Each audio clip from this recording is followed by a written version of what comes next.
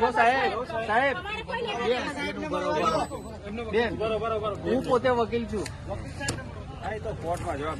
જગ્યા જાહેર છે ને, તમારી પાસે વિધાનસભામાં એ વકીલ જવાબ દેશે, કોર્ટમાં જવાબ દેશે. પણ અમને પૂછપરછ કરવા દેવાની, માહિતી લેવાનો અમને અધિકાર છે.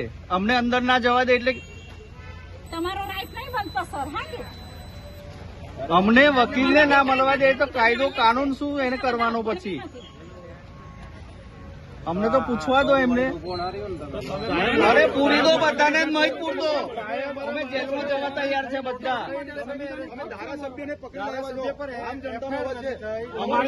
અમારે બધા જેલમાં આવવું છે. પૂરતો તમારે જેલમાં બધાને વ્યવસ્થા કરી લો તમે. આપણે બધા જેલમાં જવું છે. ધારાસભ્ય સાહેબ ને પકડી લાવ્યા જેટલું ભેગા ધારાસભ્યને એરેસ્ટ કરવાનો લેટર છે સાહેબ આપની પાસે. તમે કયા આધારે એમને એરેસ્ટ કર્યા છે? તમારી પાસે એમની એફઆઈઆરની કોપી અમને બતાવો કે તમે એમની પર કઈ કલમો લગાવી છે, કયા કાયદે. આ કાર્યાલયમાંથી તો પગાર આવતો નહીં, પગાર તો સંમેલનમાંથી આવતો હોય તો પછી સાહેબ અમે સાંભળો, આપણે બધા ચક્કા જામ કરો, બીજો નો બધાને બોલાવી લો. ઝંડા અમે લઈ આવીએ, કેસો લઈ આવીએ. અમે કઈ કાયદો હિન્દુ મુસ્લિમ બધા જ છે. કાયદો હાથમાં લેતા જ નહીં સાહેબ, હિન્દુ મુસ્લિમ અમે બધા જ છે. ચેતરભાઈ જોડે જ છે. અમે કશું કરવાના નથી. તો અમને જવાબ આપો ને. એમને આપશે ને જવાબ. હા તો લાવો અમને. એમને આપે ને તમને શું કામ? એમને હું કરે? અમે લઈને આવે. હા તો આખું ગામ બી માંગે. પ્રજાના પ્રતિનિધિ છે, અમારા ધારાસભ્ય છે સાહેબ. અમારા ધારાસભ્ય પણ કોર્ટમાં રજૂ કરતા પહેલા તો અમને તો જવા દો અંદર. જવાબ જોતો હશે ને ત્યાં યોગ્ય કક્ષાએ જવાબ મળે છે.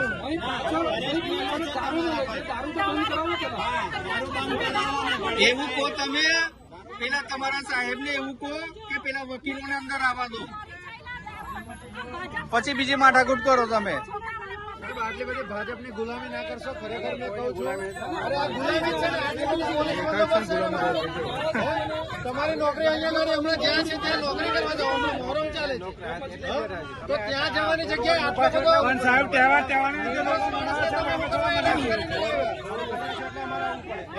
જે આરોપીઓ છે તેમને પકડીને લાવો ને. એમએલએ સાહેબ તો ફરિયાદ લખવા આવ્યા હતા તમારી પાસે. અમને એકવાર ભાઈ પણ સાહેબ જે હકીકત છે એ જ કહે છે. હોય તો અમને બધાને સગી બને સાહેબ. અમને પણ બંધારણીય ભાષાનો ઉપયોગ કરો. ગેરબંધારણીય ભાષા નહીં વાપરતા હોય. અરે અમાર બધાને જેલમાં ઘાલ દો તમે, છૂટી છે. અમે જવા તૈયાર. અમને વકીલોને જવા દો અંદર. શું બન્યું છે? પેલા એવા પેલા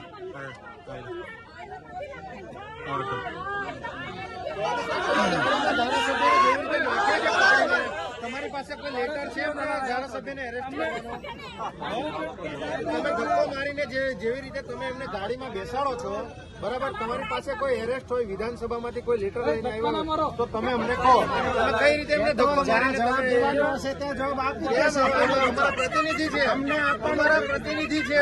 તમારે અમને જવાબ આપવો પડે. તમને આપવાની જવાબદારી નથી.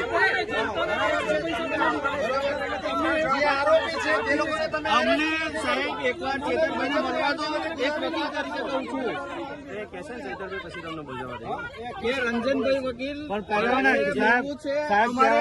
તમારે પછી અમને કાઢી મૂકો તો અમે નીકળી જઈશું. અમે સામાન્ય પ્રજા નથી. ભ્રષ્ટાચાર કરીને હપ્તા લેશો તો પછી નુકસાનમાં રહેશો. આ જાણી લો.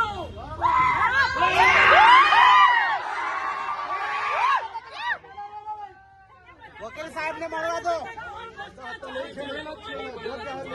દેખો સાહેબ, તમે ચેતરભાઈને વાત કરો કે અમારો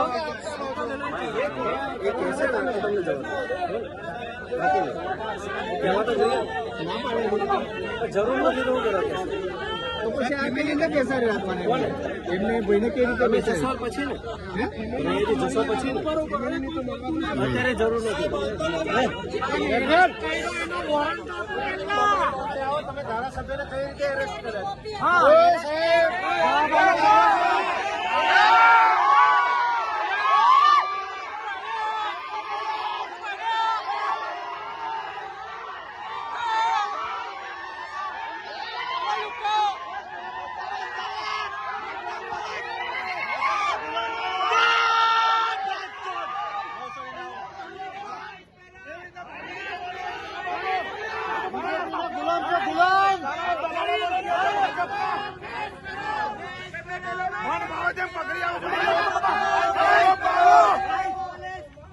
પોલીસ તારી દાદાગીરી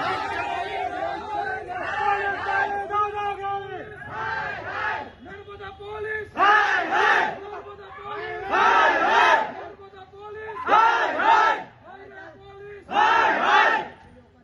એટલી બધી એ છે કરવા આ બાજુ આવો ને બીજેપી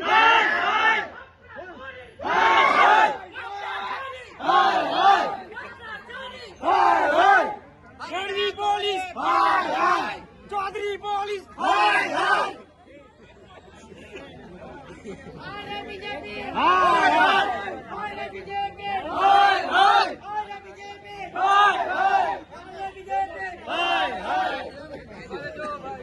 छोड़ दो भाई छोड़ दो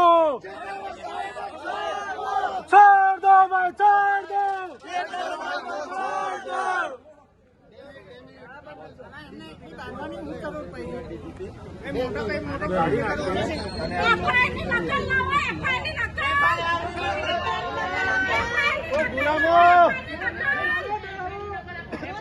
આટલી બધી ગુલામી ના કરશો ના હોય તો રાજીનામા આપીએ ભાજપનો કેસ ગુલામીની બી કોઈ હદ હોય કોઈ સીમા હોય કોઈ મર્યાદા હોય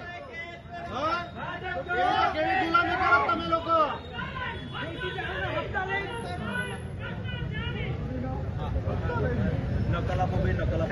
ભાજપના ગુલામ બની ગયા છો એકલા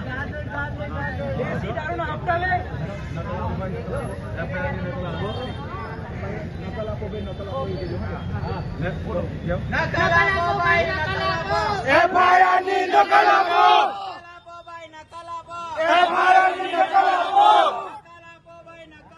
FIR-ની નકલ આપો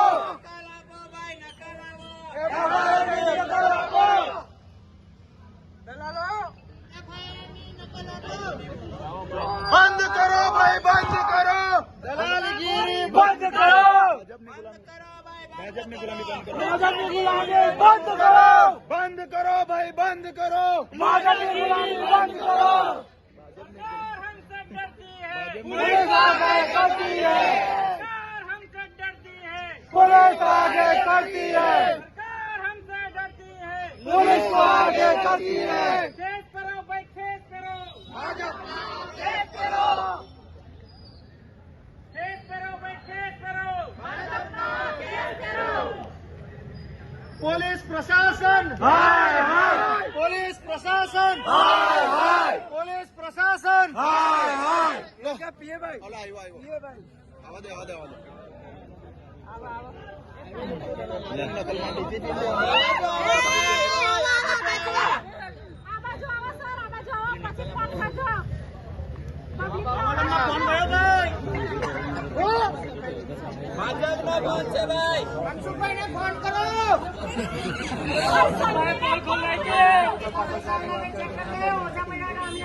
₹5 करोड़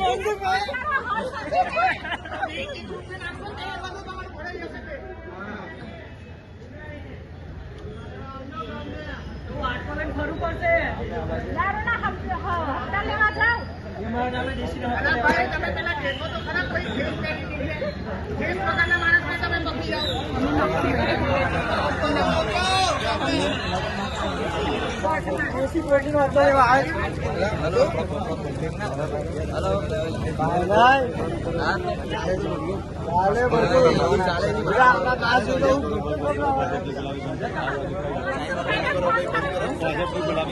આ કપડા બપડા કાઢી ને હવે ભાજપના ઝંડા અને ભાજપના ખેસ લઈને આ બાજુ નીકળો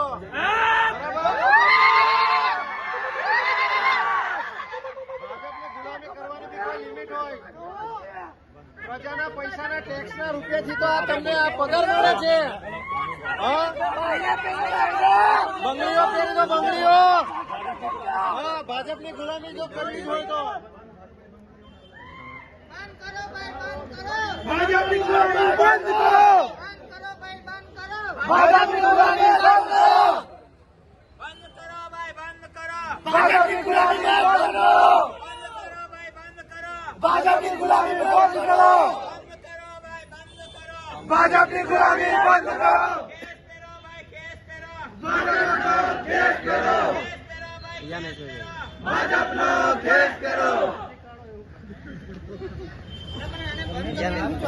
એ પૂછી લે રે. વૈષ્ણવજન તો તેને કહીએ જે પીડ પરાઈ જાના.